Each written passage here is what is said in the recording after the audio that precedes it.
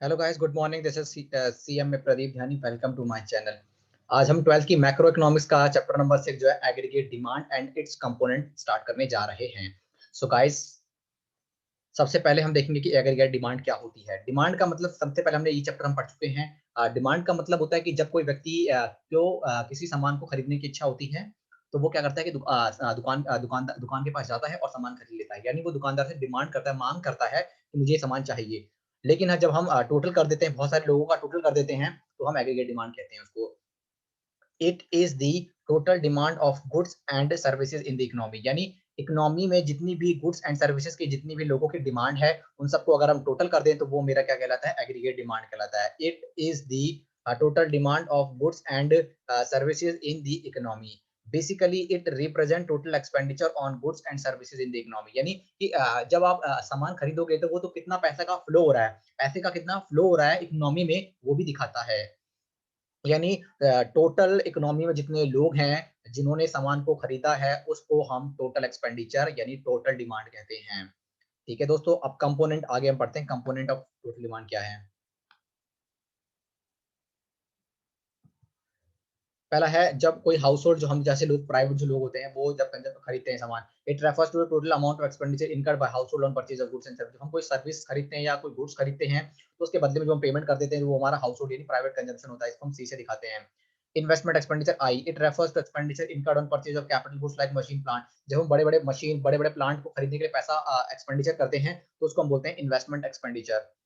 Government consumption expenditure, it refers to expenditure incurred by government on purchase of goods and services. जब कोई government अगर individual खरीदता है तो वो आता है आपका house hold and private consumption में, है ना। और वहीं पर अगर गवर्नमेंट खरीदती है तो उसको हम बोलते हैं गवर्नमेंट कंजम्पशन एक्सपेंडिचर। उसके बाद नेट एक्सपोर्ट, नेट एक्सपोर्ट है, it is the difference between export and import. यानी इंपोर्ट और एक्सपोर्ट के बीच का जो डिफरेंस है, इन चारों को हम अगर हम जोड़ दें तो इसको हम एग्रीगेट डिमांड बोलेंगे। यानी हाउस होल्ड, एक इंडिविजुअल व्यक्ति ने अगर हमारे गुड्स एंड सर्विस खरीदे, या उसी ने इन्वेस्टमेंट कैपिटल गुड्स, बड़ी बड़ी कैपिटल गुड्स खरीदे, मशीन खरीदे, प्लांट खरीदे, या फिर अब गवर्नमेंट खरीदेगी तो, या फिर हम नेट एक्सपोर्ट, यानी नेट एक्सपोर्ट होता है हमारा export minus import.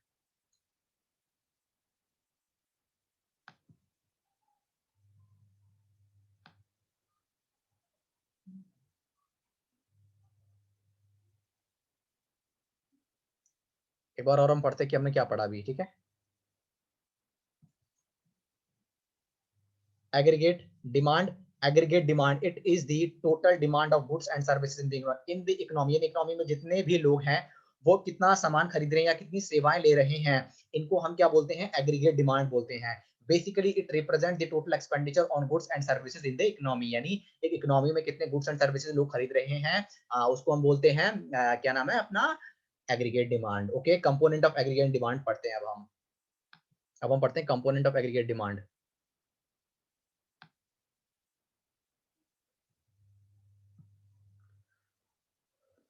household and private consumption expenditure, it refers to that amount of expenditure incurred by household to purchase a good। जब कोई हाउस होल्ड यानी हम जैसा व्यक्ति, जो आम व्यक्ति अगर गुड्स एंड सर्विसेज खरीदता है तो उसको हम हाउस होल्ड एक्सपेंडिचर कहते हैं। Investment expenditure, it refers to expenditure incurred by on purchase. जब वो ही इंडिविजुअल या कोई बड़ी बड़ी कंपनियां अगर मान लीजिए बड़ी बड़ी मशीनें यानी कैपिटल गुड्स खरीदते हैं तो उसको हम बोलते हैं investment expenditure. Government consumption expenditure, अगर कोई गवर्नमेंट खरीदती है तो उसको हम गवर्नमेंट कंजम्पशन एक्सपेंडिचर बोलते हैं। Net export, import, export minus import हमारा। तो लेकिन एग्रीगेट डिमांड में क्या क्या चीजें आती हैं, एग्रीगेट डिमांड में क्या आती है, जो सी है और आई है। सी मतलब जो हाउस होल्ड का एक्सपेंडिचर है, और जो इन्वेस्टमेंट एक्सपेंडिचर, इन दोनों को अगर हम जोड़ दें, इन दोनों को अगर हम टोटल कर दें तो हमारा क्या बोलता है, एग्रीगेट डिमांड बोलता है। अब हम पढ़ते हैं consumption expenditure. Consumption is a function of income, that is consumption function depict the portion of income spent on consumption, है ना। सी यानी कंजम्पशन, और ये हो गया फंक्शन हो गया, वाई यानी इनकम। यानी कंजम्पशन एक्सपेंडिचर का आपने 100 रुपए कमाए और 40 रुपए खर्च कर दी तो कंजम्पशन एक्सपेंडिचर कहलाया जाएगा।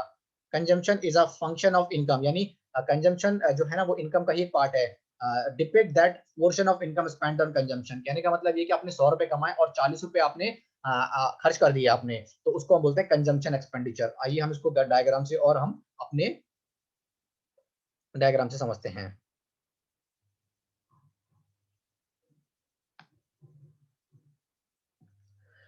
मान लीजिए आप अभी आपकी नौकरी नहीं लगी है, नहीं लगी तभी आपको कुछ ना कुछ खर्चे करने पड़ेंगे। मान लीजिए 60 आपका खर्चा था, और आपकी इनकम 100 हो गई तो आपका खर्चा 130 हो गया बढ़कर। जब आपकी इनकम और बढ़ी तो आपने और खर्चे करने स्टार्ट कर दिए, 200 हो गए आपके। आपकी इनकम 300 हो गई तो आपके और खर्चे और बढ़ गए, 270 कर दिया आपने। इनकम 400 हो गई तो और खर्चे बढ़ गए आपके, और इतना इतना इतना। आप देख रहे हैं कि जब आपकी इनकम थी, यानी समझो आपको, आप मान लीजिए, अगर मान लीजिए किसी की कोरोना वायरस के कारण, मान लीजिए किसी भी कारण से नौकरी चली गई, यार जो खाने पीने का जो खर्चा है, राशन पानी खर्चा, वो तो आएगा आपको, सैलरी आए या ना आए, वो खर्चे तो आपको करने ही पड़ेंगे। वो खर्चे तो आपको मेरे दोस्तों करने ही पड़ेंगे। तो इनकम हो ना हो सकता है कि आप पास सेविंग से, जो आपकी पास सेविंग थी उससे आप ये चीजें कर रहे हो, लेकिन आपको वो करने ही पड़ेंगे। ओके दोस्तों, तो जब आपकी इनकम कुछ भी नहीं होती और आपके एक्सपेंडिचर तभी भी होते हैं, तो उसको बोलते हैं autonomous consumption from past saving. मान के चलते हैं कि आपके पास आपने पास्ट में कुछ सेविंग, यानी पास्ट में आपने कुछ सेविंग्स करी होंगी, आप उस सेविंग से आप क्या कर रहे हैं, अपने कंजम्पशन एक्सपेंडिचर कर रहे हैं। ओके, और आप देख रहे होंगे कि ये जो है ना कॉन्टिन्यूस एक ही इंटरवल पर बढ़ रहा है, 70 यहाँ पर इंक्रीमेंट हुआ, 70 यहाँ पर, मतलब कॉन्स्टेंट से इंक्रीज हो रहा है, तो उसको हम बोलते हैं कंजम्पशन इनकर एट कॉन्स्टेंट रेट। ओके, अब हम इसका वो बनाते हैं डायग्राम।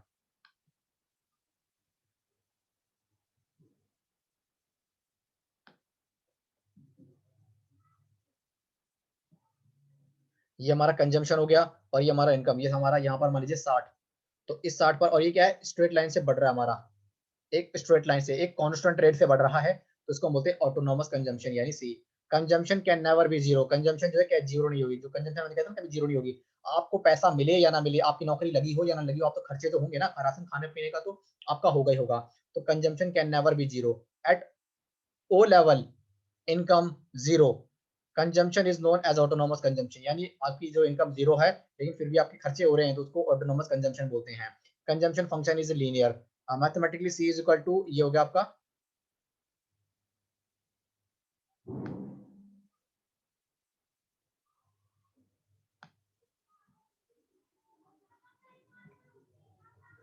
अब मैथमेटिकली फंक्शन क्या है, सी इज इक्वल टू आपका ये ऑटोनोमस कंजम्पशन प्लस में बी बाई बी, मतलब है आपका slope of consumption income MPC, और वाई हो जाएगा आपका इनकम हो जाएगा। ओके गाइस, तो ये था, एक बार और रिवाइज कर लेते हैं कि क्या पढ़ा आज हमने। एग्रीगेट डिमांड, एग्रीगेट डिमांड का मतलब जब आप समाज में रहते हो और कितना आप कंजम्पशन करते हो, उसके टोटल को, जितने भी लोग हैं समाज में, इकोनॉमी में, उन सबका जब हम टोटल कर देते हैं तो वो मेरा क्या कहलाता है, कंजम्पशन एक्सपेंडिचर कहलाता है।